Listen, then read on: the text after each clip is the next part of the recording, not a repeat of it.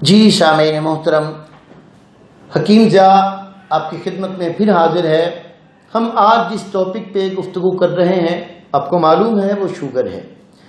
تو میں عرض کر رہا تھا کہ اتنے پرہیزوں کے باوجود آپ اور میں دیکھ رہے ہیں دوستوں اور محترم بزرگوں کہ ہمارے بہن بھائی شوگر کے اندر روز چیک اپ، روزانہ صبح و شام شوگر چیک ہو رہی ہے، بلڈ پریشر چیک ہو رہا ہے، چینی چھوڑی جا رہی ہے، کوک، پیپسی، سپرائٹ، مرنڈا، مشروبات سب چھوڑے جا رہے ہیں، اور پھر وہ سکرال ٹائپ کی جو گولیاں ہمیں دی جا رہی ہیں جو سکرین کی بنی ہوتی ہیں۔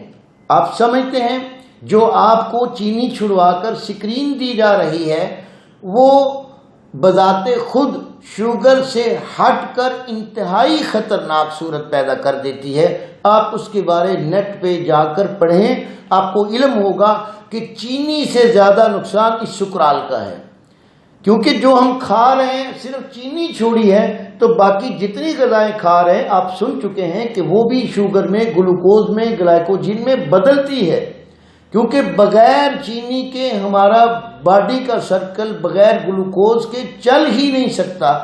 تو یہ نظام فطرت ہے کہ ہر کھائی ہوئی غذا تقریباً چینی میں بدل جاتی ہے۔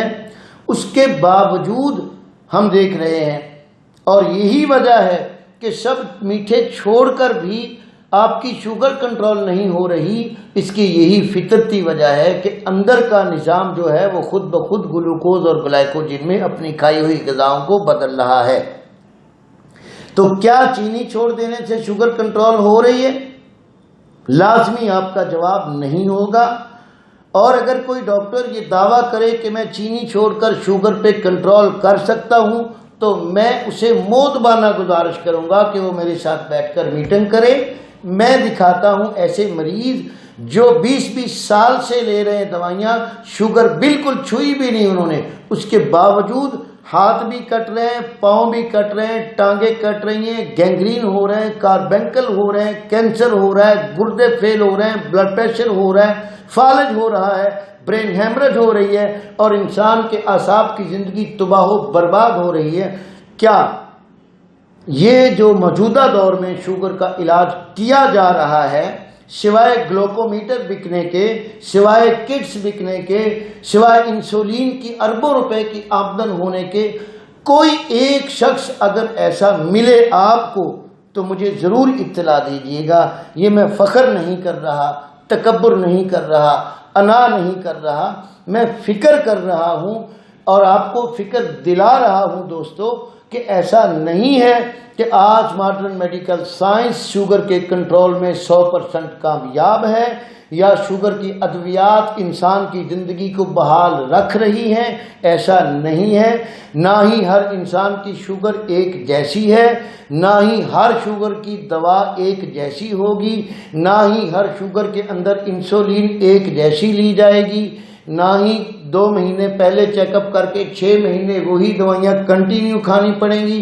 انشاءاللہ اس بحث کو میں بہت تفصیلاً آپ سے ذکر کروں گا۔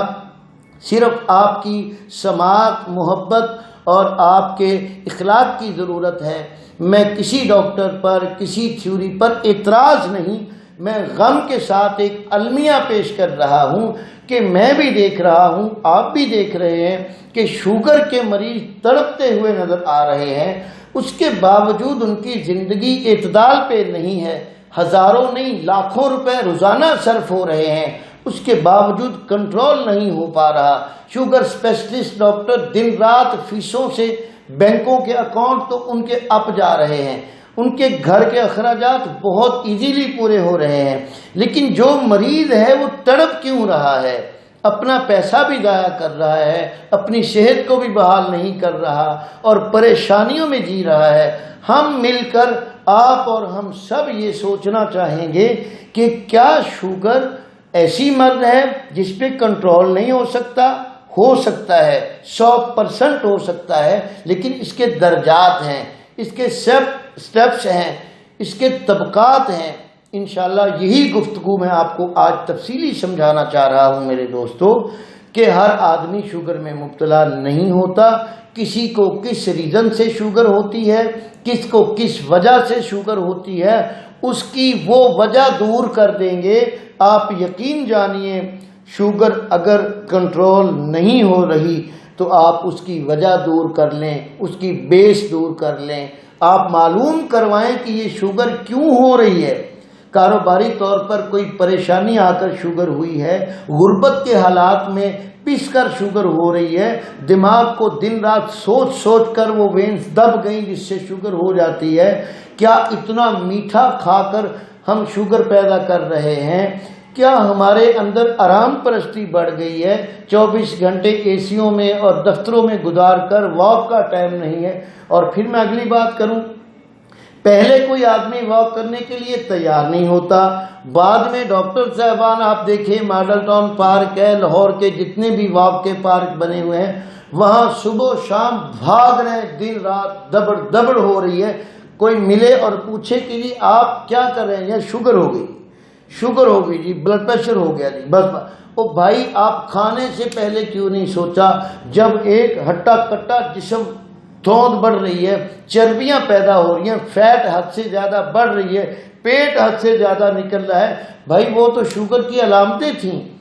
ہمیں کسی لٹریچر میں ایسا نہیں مل رہا کہ جی شوگر ہماری ان علامات سے پیدا ہوتی ہے اور ان احتیاطوں سے شوگر نہیں ہوگی، یہ کبھی نہیں کبھی لکھا گیا۔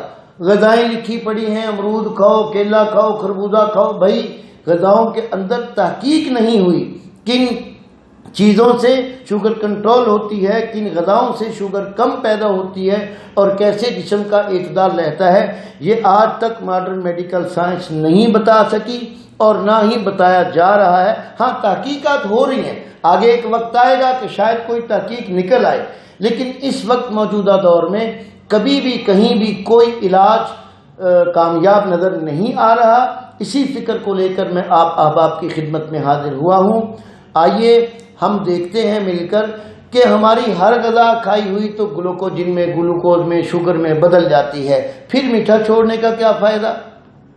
اور پھر اگر میٹھا چھوڑنا ہے تو وہ چھوڑے جو ریفائن شدہ ہے، جو نقلی میٹھا بنا ہوا ہے، جیسے چینی ہے، جیسے گڑ ہے، جیسے شکر ہے، گلوکوز ہے، یا ایسی چیزیں جن کے اندر یہ چیزیں ڈالی گئی ہیں، جیسے بیکری کی پروڈکٹ ہے، ساری بیکریز کی جتنی پروڈکٹ ہے، جیسے یہ آپ کا کاربوہائیڈریٹ، چونکہ اصل ریزن جو ہے، اصل وجہ جو ہے ہماری غذاؤں میں جب کاربوہائیڈریٹ کی زیادتی ہو جائے گی تب میرے بھائی شوگر کی ابتدا ہوگی۔